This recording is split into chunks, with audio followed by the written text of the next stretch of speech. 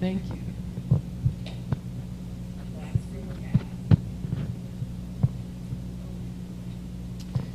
Well, I am so glad that you all are here, and I'm glad to be here. And I want to know what's in your wallet. I love this title. I'm sure you remember seeing commercials on television. These are the Capital One card commercials, okay? And I actually thought about bringing a little sketch of one of them, but no need to. They advertise all kinds of wonderful things for their clients.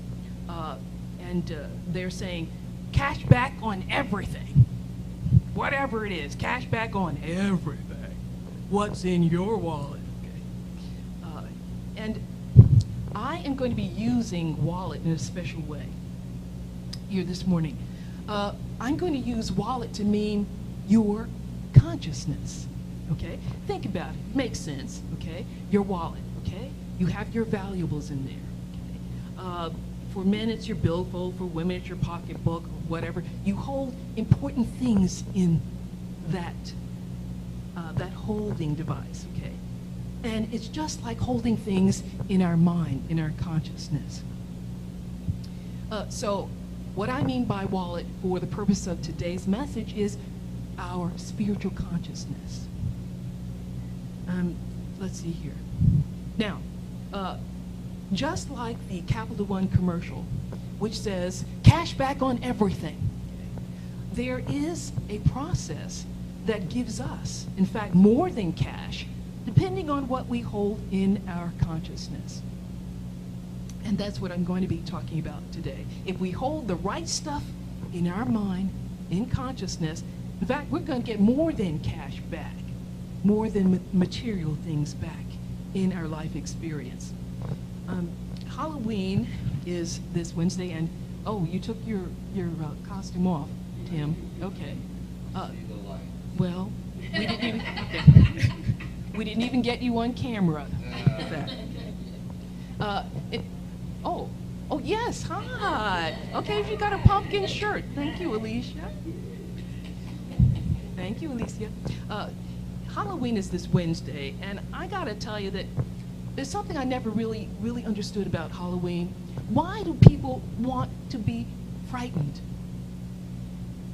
Why do they want to be scared to death, okay? I don't get it. I don't think it's fun. Okay. And beside that, I think that there's more than enough of life experiences that we are having, especially in these times here today, the things that happened last week. There's more than enough in this relative reality to frighten us for real. But I do enjoy watching children when they have their costumes on, and these are fun-loving characters, superheroes and superheroines, and I love watching them make believe.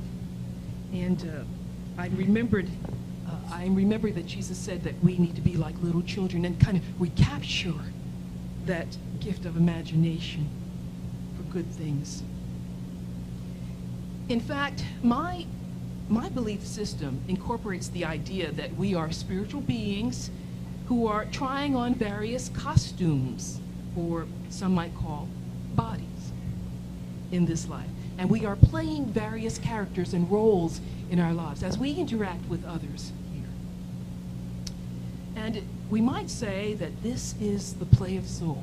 We can call this life experience a school, and we are about learning things, learning more about who and what we are, about our connection with every other person and our connection to God. But often the roles that we play, the costumes that we put on in our lives, often these are experiences that have been conditioned by negative things that we've experienced growing up, or in relating to other people, or things we've heard on the news, and people and experiences that have influenced us in negative ways. And so these characters and roles that we put on, these are changeable things, and sometimes we don't realize that if we are in a negative place and playing a role in life, that is not comfortable, that is painful, that we can make changes. We run into problems when we completely identify ourselves with the roles that we play. For example, in my life, okay, I'm firstborn girl. My sisters and I have an older brother who's 13 years older than us, so we didn't really grow up with him, but in that sense, I was firstborn. And I did take on the role of, as my sisters would say, Miss Bossy. Okay. Someone had to keep my sisters in line, and it was me. It fell to me. Birth order. Okay. Firstborn girl as well. Okay. Now, granted, my twin sister was only 5 minutes younger than me. But still, minutes count when you're that close. Okay. So, I guess I gave my sisters a little bit of a opportunity for growth, I would say. And I remember that we would team up. Okay, there were 4 of us. An even number, not good. So, I'd be with Denise against Katrina and Deborah, or I'd be with Deborah against Denise and Katrina. My twin and I never stayed on the same side. We were on opposite sides to kind of balance the energy. But there was a lot of learning going on, and the roles that we took on in our family network, okay, were important, and we learned a lot of things about ourselves through that connecting. We all do. That's the purpose of relationships. That's why we are drawn to each other, to being social. And I wanted to share, though, that sometimes we can get locked into roles. I remember a couple of years ago when I went back home, my sisters are back east. My parents are not living, but my twin, Denise and Deborah, nieces and nephews are all back in New Jersey, New York, and Pennsylvania. And I get back home every 2 or 3 years. And I remember the last time I was home, I remember that Denise started a whole chant of, what did they used to call me? Thena Moneybags. My name is Berthena, okay? And they would call me Thena Moneybags. I'm not sure where that came from. What? Yes. Thena Moneybags, okay? Well, we didn't have them. Okay, so I'm not really sure where that came from, but it kind of stuck. Okay, I didn't mind. Okay, it meant I was boss. Okay. Okay. Whoever holds the purse strings is boss. Okay, even if I didn't have any purse strings. But this message today is about prosperity, but it's also about identity, because on Halloween, you know, the children and adults take on different identities with their costumes and those kinds of things. So speaking about identity is a favorite topic of mine for Halloween. Father Thomas Keaton, in his book, The Human Condition, he explains what happens to us when we identify with some of these roles and characters which are not a positive thing in our lives. He said it's like going to a theater and watching a captivating movie in which we become so psychologically enmeshed that we lose a sense of ourselves as being separate. We identify with the character. So in a sense, we put on the character or the costume of that character in that movie. And I don't know about you, but movies can make me cry. Movies can make me laugh, okay, because I get into it. I get into it. And this is what happens to us also in life with some of the roles that we take on. And sometimes these roles are filled with love and blessings and peace, and sometimes it's a challenging kind of situation. But we are not often aware that we have identified with certain roles, and even feeling stuck in those particular roles or relationships. I was singing with a friend of mine, and usually when I sing with Twyla, I sing the lower part, because growing up, my mother sang, and she taught us to sing, and we all sang harmony, okay? I sang the lower part, and my twin and the other two filled in different places there. But I enjoyed having the lower part, okay? You know, it's kind of like some instruments in the orchestra. The boom, boom, you really hear, okay? Some of the other sweet things you may miss, okay? But you can't miss some of the deeper, heavier sounds. So I enjoyed singing. And Twyla said to me, I want to sing that part. Didn't dawn on me that she wanted to sing that part, because what she told me is that growing up in her family who sang, she sang the lowest part, okay? And so I had to switch up with her and give up my role, and it was good for me. It was really good for me to let her do that. And the sound was different when we sang together. She has a thin, I don't know how to call it, a thinner vocal cord, okay, which means that she's more comfortable singing higher, okay. Just like the strings on a guitar, okay, the heavier notes and sounds are the larger chords and larger strings on an instrument, violin, cello also. I played cello for a while.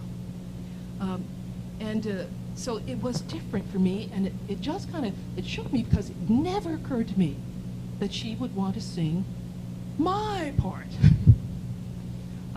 But it made for an interesting exchange here with this. So we began singing songs, and sometimes I would take the low, sometimes she would take the low. And during the middle of the song, sometimes we would switch. Okay, it was really a lot of fun.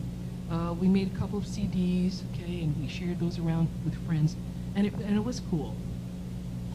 But because of Halloween, and because of this talk on identity, I wanted to share a story with you, which has to do with sometimes our putting on costumes that are not right for us. This is the story. A successful rancher died, and he left everything to his devoted wife. She was a very good-looking woman, and she was determined to keep the ranch, but she didn't know a thing about ranching, not really. So she decided to put an ad in the newspaper and see if she could get a ranch hand to help her. Two cowboys applied for the job. One was gay, and the other was a drunk. And she thought long and hard about it, and when no one else applied, she decided to make a decision. She decided that she would hire the gay guy, because she figured it'd be safer to have him around the house than it would be to have the drunk. And this guy proved to be a hard worker. He put in long hours every day, and he actually knew quite a bit about ranching. And so the two of them working together, they made the ranch a success. And one day the rancher's widow said to the hired hand, "You know, you've done a really good job.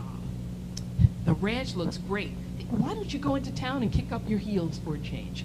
And the hand readily agreed. And so he went into town on a Saturday night. 1 o'clock came, he had to return home. 2 o'clock came, no sign of the ranch hand. And then at 2:30, he finally came home. And he entered the living room, and he found that the rancher's widow was sitting by the fireplace, and she had a glass of wine, and she was waiting for him. She quietly called him over to her, and she said, "Unbutton my blouse and take it off." Trembling, he did as she directed. "Now take off my boots," she said. And again, he followed orders ever so slowly. Then she said, "Now take off my stockings." He removed each one gently and placed them very neatly down on the floor by her boots. "Now," she said, "take off my skirt." He slowly unbuttoned it, constantly watching her eyes in the firelight. "Now take off my bra," she said. And again, with trembling hands, he did as he was told, and he dropped it onto the floor. And then she looked at him and said, "If you ever wear my clothes into town again, you're fired."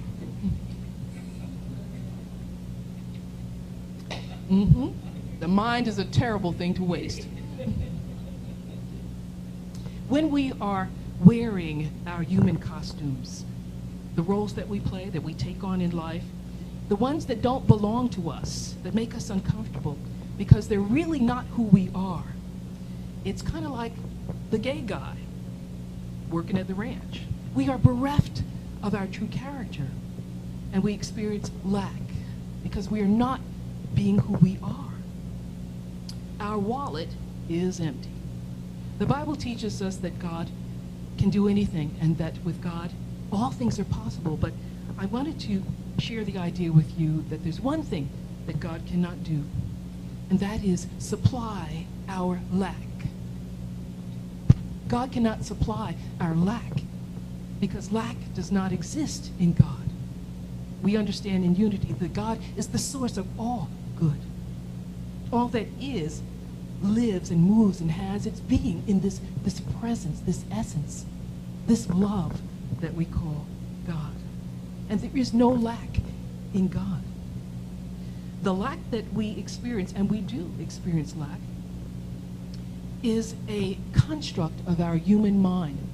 And we can experience lack when we are out of alignment, out of attunement with that presence of God in us. That presence that Jesus said is within us in Luke 17:21. So God can't supply our lack because there is no lack in God. We have to learn that there is no lack in reality. There is the experience of lack. There is the misbelief that there is lack. And there is the appearance of lack. But in truth, God is everywhere. And there is no presence where, there is no place where this presence, which is the source of all, is not. Our misbeliefs about substance supply become a law in our lives. And this law that develops is something that we must learn to break if we are to get beyond the limitations that we place on our own lives. In an article that I just received in my email this morning, the article was called "The Most Essential Thing." Franciscan monk, teacher, and prolific writer Richard Rohr states that, well, actually, he states something that we all know in our hearts. He says, the most powerful, most needed, and most essential teaching is always love. Love is our foundation, and it's our destiny. It is where we come from, and it's where we're headed. God's love is planted, he says, inside each of us as the Holy Spirit, which according to Jesus will teach us everything that we need to know. Our true identity is love, and love is God in expression. Love is who we are even when we are not seemingly expressing this quality or this essence. When we don't live according to love, we create a false sense. We create a sense of separation between ourselves and others, between ourselves and God. We are basically not real or not true to ourselves when we are not living and expressing the love that God is in us. When we love, we are acting in accordance with our deepest being, our deepest truth. We are operating according to our dignity as spiritual beings in God, which is the love that we give expression to. My job is to remind you what you already know deep within you, your true self, and invite you to live connected to this source in you.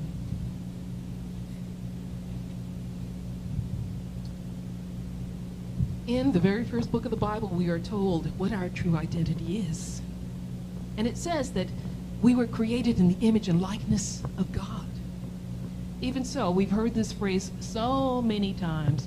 I know I've preached it so many times, but because we have heard it often, sometimes we don't really get the essential meaning of what this means for each of us, that we, that you, and you, and you, and I are made in the image and likeness of God.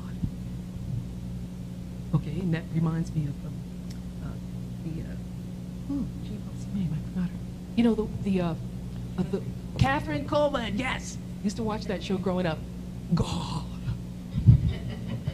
I believe, good because I believe in God. I mean, there was a lot of emphasis there, okay? She made you believe. Okay?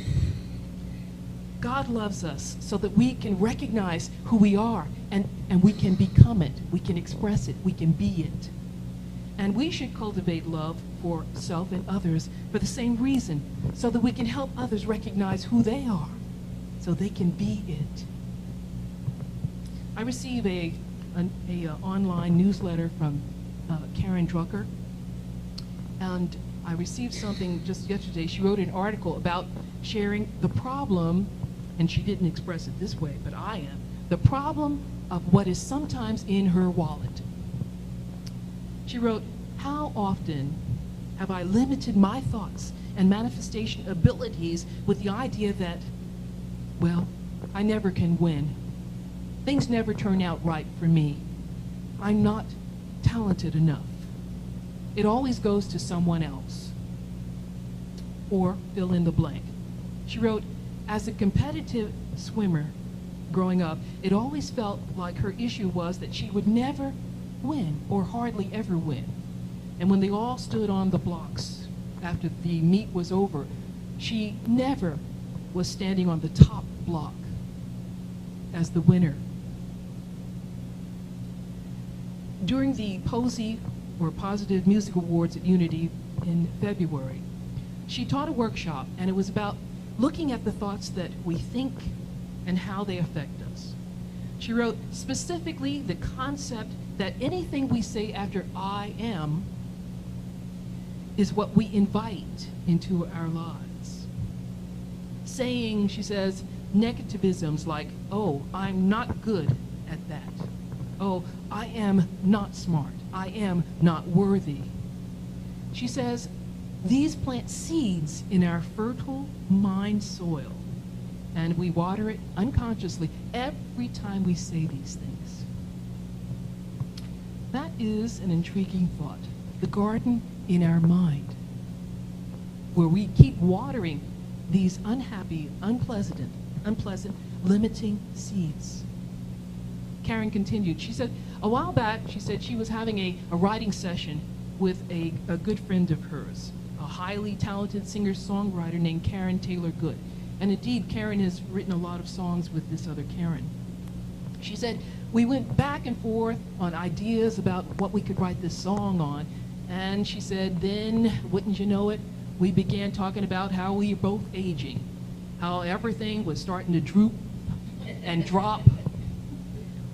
And she said, you know, for two folk who are Unity students, okay, we kind of got far in there. Then all of a sudden it's like things lit up and we realized what we were doing. And she said, we realized that we wanted to stop doing that, stop the whining, and we wanted to declare our beauty and our worth. And she said, from that, they got the idea for this song, and it's called I Am a Gift. And I'd like to share this with you.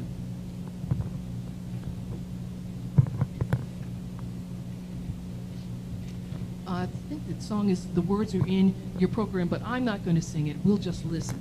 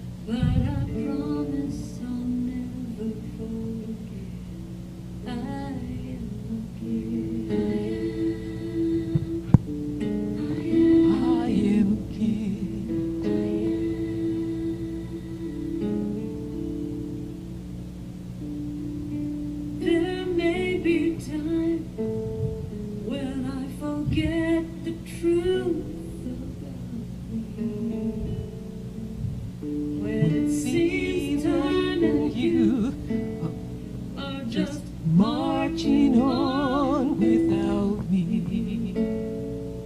That's when I Need you to find me and ever so gently remind me I am a gift, a precious child. I'm putting on in this room, only for a while. So I make this vow, and I say it with love. I am perfect and whole and enough. I am a gift. I am a gift.